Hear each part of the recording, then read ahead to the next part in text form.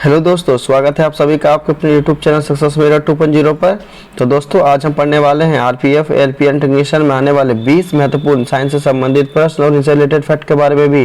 तो बिल्कुल भी स्किप ना करें और लास्ट तक बने रहें। और अगर आप हमारे चैनल पर नए हैं तो सब्सक्राइब कर बेल आइकन को दबा लेंगे। और लास्ट में आपसे क्वेश्चन भी पूछूंगा जिसका आंसर आपको कमेंट बॉक्स में बतानी है। साथ ही आप हमारे टॉप 20 क्वेश्चन में कितना अटेम्प्ट कर पाते हो कमेंट बॉक्स में जरूर लिखेंगे। तो चलिए स्टार्ट करते हैं। हमारा आज का पहला सवाल है, उन रूसी रसायन शास्त्री का नाम क्या है जिन्होंने कहा था कि तत्वों के भौतिक एवं रासायनिक गुण परमाणविक द्रव्यमान की आवर्ती फलन है। और दोस्तों किसी भी प्रश्न का उत्तर अगर आपको पहले से मालूम हो तो कमेंट बॉक्स में जरूर लिखेंगे। तो दोस्तों तत्वों के भौतिक एवं रासायनिक गुण परमाणविक द्रव्यमान के आवर्ती फलन होते हैं, इसको किसने दिया था, इस सिद्धांत को किसने प्रतिपादित किया था? जिसका सही उत्तर हमारा हो जाएगा ऑप्शन नंबर ए, मेंडलीफ ने। रशियन वैज्ञानिक मेंडलीफ ने तत्वों के भौतिक एवं रासायनिक गुण परमाणविक द्रव्यमान के आवर्ती फलन होते हैं, इसका सिद्धांत दिया था। हमारा अगला सवाल है, और दोस्तों आज हम जो आपसे टॉप 20 क्वेश्चन डिस्कस कर रहे हैं ये सारे के सारे इंपॉर्टेंट और 100% रियल आपके exam RPF ALP and technician. साथ ही दोस्तों आप जो भी कॉम्पिटिटिव एग्जाम की तैयारी करते हैं उन सभी में आने वाले महत्वपूर्ण प्रश्न हैं। तो बिल्कुल भी स्किप ना करें और लास्ट तक बने रहेंगे। अगर आप हमारे साथ लास्ट तक बने रहते हो तो ये आपके एग्जाम के लिए बहुत यूजफुल होगा। तो चलिए प्रश्न की ओर बढ़ते हैं। हमारा आज का अगला सवाल है, निम्नलिखित सरल अस्थायी उत्तकों में अंतः क्रियात्मक स्थान का सही घटनाक्रम कौन सा है? और दोस्तों इसका सही उत्तर अगर आपको पहले से मालूम हो तो कमेंट बॉक्स में जरूर लिखेंगे। तो इसका सही उत्तर हमारा क्या हो जाएगा? Option number C, parenchyma, collenchyma, sclerenchyma. Parenchyma, collenchyma तथा स्क्लेरेनकाइमा सरल उत्तकों के 3 प्रकार होते हैं जो घटते क्रम में इस प्रकार से यहाँ पर दर्शाया गया है। हमारा अगला सवाल है, एल्यूमिनियम, आयरन, कॉपर और जिंक का निष्कर्षण किस में किया जाता है? और दोस्तों ये बहुत ही महत्वपूर्ण सवाल है। तो इसका सही उत्तर हमारा क्या हो जाएगा? ऑप्शन नंबर ए, एल्यूमिनियम का अयस्क बॉक्साइड होता है, आयरन का अयस्क मैग्नेटाइट होता है, कॉपर का अयस्क मेलाकाइट होता है और जिंक का अयस्क कैलामाइन होता है। हमारा अगला सवाल है, एक कार्बन परमाणु युक्त कार्बोक्सिलिक एसिड क्या है? और दोस्तों लाइक और शेयर जरूर कर दिया करेंगे। जो भी आपके दोस्त एएलपी टेक्नीशियन या आरपीएफ या अदर कोई भी कॉम्पिटिटिव एग्जाम की तैयारी करते हैं उन्हें शेयर जरूर कर दिया करेंगे, क्योंकि ये सारे प्रश्न उन सभी कॉम्पिटिटिव एग्जाम के लिए बहुत ही महत्वपूर्ण है। तो दोस्तों इसका सही उत्तर हमारा क्या हो जाएगा? एक कार्बन परमाणु युक्त कार्बोक्सिलिक एसिड क्या होता है? तो इसका सही उत्तर हमारा हो जाएगा ऑप्शन नंबर सी, फॉर्मिक अम्ल। फॉर्मिक अम्ल एक कार्बन परमाणु युक्त कार्बोक्सिलिक एसिड होता है। हमारा अगला सवाल है, और दोस्तों ये प्रीवियस ईयर 2018 में एएलपी में पूछा गया सवाल है, ये बहुत इंपॉर्टेंट सवाल है। एक बल्लेबाज क्रिकेट की गेंद को मारता है जो फिर समतल जमीन पर लुढ़कती है, थोड़ी दूरी तय करने के बाद रुक जाती है, गेंद रुकने में धीमी होती है क्योंकि? तो दोस्तों एक क्रिकेट का बल्लेबाज होता है जो गेंद को मारता है और ये समतल जमीन पर क्या होता है दोस्तों, समतल जमीन पर ये लुढ़कने लगता है और थोड़ी दूरी तय करने के बाद क्या होता है, ये रुक जाती है। तो गेंद रुकने का क्या कारण है दोस्तों, ये हमसे आंसर पूछ रहा है। तो इसका सही उत्तर हमारा क्या हो जाएगा? ऑप्शन नंबर सी, गेंद पर गति का विरोध करने वाला एक बल होता है। क्योंकि दोस्तों जो बल्लेबाज गेंद को अपनी गति से ताकत से मारता है दोस्तों, और वो जब समतल जमीन पर लुढ़कती है तो कुछ दूरी तय करने के बाद वो रुक जाती है। क्यों रुक जाती है? क्योंकि गेंद पर भी दोस्तों एक गति का विरोध करने वाला एक बल होता है जिसके कारण वो धीरे धीरे रुक जाती है। हमारा अगला सवाल है, गुरुत्वाकर्षण के प्रभाव में स्वतंत्र रूप से गिरने वाली वस्तु के लिए निम्नलिखित में से कौन सा कथन सही है? तो गुरुत्वाकर्षण के प्रभाव में स्वतंत्र रूप से गिरने वाली वस्तु के लिए निम्नलिखित में से कौन सा कथन सही है दोस्तों? तो इसका सही उत्तर हमारा क्या हो जाएगा?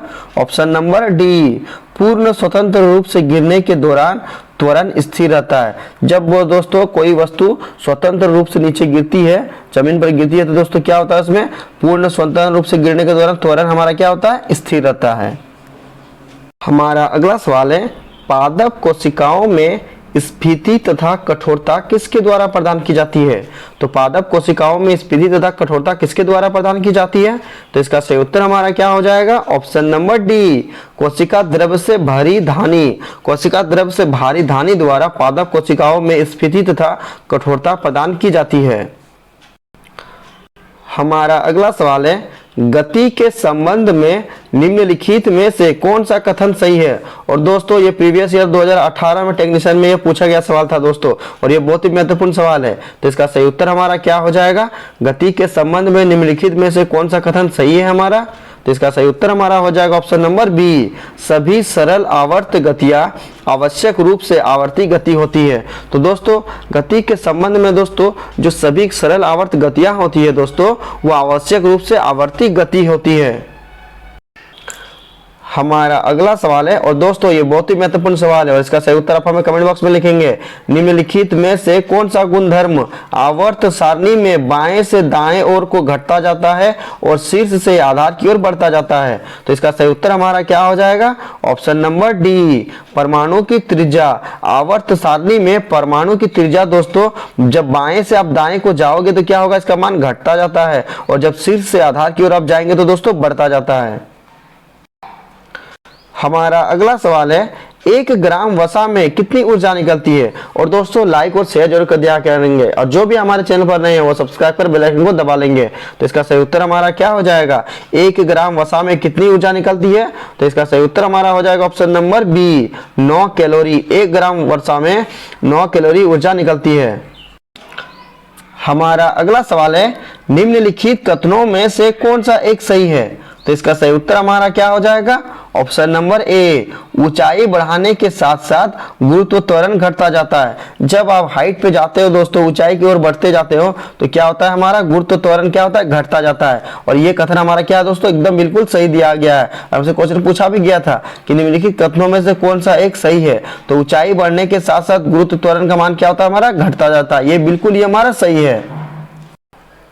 हमारा अगला सवाल है निम्नलिखित में से कौन सा सजीव कोशिका में एक सार्वत्रिक ऊर्जा वाहक है? तो सजीव कोशिका में एक सार्वत्रिक ऊर्जा वाहक निम्नलिखित में से कौन सा है? तो इसका सही उत्तर हमारा हो जाएगा option number A, ATP. ATP सजीव कोशिका में सर्वाधिक ऊर्जा का वाहक होता है। हमारा अगला सवाल है किसी गैस के द्रवण यानी द्रव बनने के लिए सर्वाधिक अनुकूल अवस्था निम्नलिखित में से कौन सी है? तो दोस्तों ये बहुत ही महत्वपूर्ण सवाल है। तो इसका सही उत्तर हमारा क्या हो जाएगा? ऑप्शन नंबर डी, उच्च दाब और निम्न तापमान। किसी गैस को द्रव बनाने के लिए दोस्तों हमें उच्च दाब की जरूरत होगी और निम्न तापमान की जरूरत होगी। हमारा अगला सवाल है निम्नलिखित में से क्या प्लेटलेट्स का प्रमुख कार्य है? तो दोस्तों रक्त में प्लेटलेट्स का प्रमुख कार्य क्या होता है? तो रक्त का थक्का जमाना, यानी ऑप्शन ए हमारा इसका सही उत्तर हो जाएगा, रक्त अस्कंदन। रक्त में प्लेटलेट्स का प्रमुख कार्य है रक्त का अस्कंदन, रक्त का थक्का जमाना। हमारा अगला सवाल है ऐसी औषधि जो संक्रमण को रोकने का कार्य करती है क्या कहते हैं? तो इसका सही उत्तर हमारा क्या हो जाएगा? ऑप्शन नंबर ए, रोगाणुरोधी। रोगाणुरोधी ऐसी औषधि है जो संक्रमण अर्थात रोग को रोकने का कार्य करती है। हमारा अगला सवाल है और दोस्तों ये प्रीवियस ईयर एलपी में पूछा गया सवाल है। तो इसका सही उत्तर आप हमें कमेंट बॉक्स में लिखेंगे। एबीओ रक्त समूह की खोज किसने की? तो एबीओ रक्त समूह की खोज किसने की? और दोस्तों लाइक और शेयर जरूर कर दिया करेंगे और जिन्होंने भी अभी तक चैनल को सब्सक्राइब नहीं किए और सब्सक्राइब कर बेल आइकन को दबा लेंगे। तो इसका सही उत्तर हमारा क्या हो जाएगा? Option number C, Landsteiner ने एबीओ रक्त समूह की खोज लैंडस स्टीनर ने की थी। हमारा अगला सवाल है और ये बहुत ही महत्वपूर्ण सवाल है निम्नलिखित में से कौन एक आवेश रहित कण है? तो इसका सही उत्तर हमारा क्या हो जाएगा? Option number C, neutron. Neutron एक आवेश रहित अर्थात उदासीन कण है। हमारा अगला सवाल है और दोस्तों ये बहुत ही महत्वपूर्ण सवाल है मनुष्य के खून का पीएच मान कैसा होता है? तो इसका सही उत्तर हमारा क्या हो जाएगा? ऑप्शन नंबर सी, कम क्षारीय। क्योंकि दोस्तों रक्त का पीएच मान कितना होता है? 7.4 होता है दोस्तों। और हम लोग जानते हैं कि जब पैमाने पे मापा जाता है दोस्तों तो 1 से लेकर के दोस्तों 6 तक हमारा एसिड को दर्शाता है, 7 हमारा दोस्तों किसको दर्शाता है? उदासीनता को दर्शाता है, और 7.1 जैसे दोस्तों 7.1 हो जाएगा तो 14 तक हमारा किसको दर्शाता है दोस्तों? बेस, यानी दोस्तों क्षारीयता को दर्शाती है। चूंकि पीएच मान हमारा खून का पूछा गया तो कितना होता है? 7.4 होता है। तो क्या हो जाएगा हमारा? कम क्षारीय। क्योंकि क्षारीयता का नियम है दोस्तों कि 7.1 से लेकर के आप 14 तक जाओगे तो क्षारीयता आपका बढ़ेगा, और अगर 14 से नीचे की ओर आओगे दोस्तों तो क्षारीयता आपका घटेगा। तो हमारा कितना हो रहा है यहाँ पर? 7.4 हो रहा है, यानी क्षारीयता क्या हो रहा है? हमारा घट रहा है। इसीलिए इसका पीएच मान हमारा कितना हो जाएगा? 7.4 का, कि यह ब्लड का पीएच मान क्या होता है? हमारा कम क्षारीय होता है।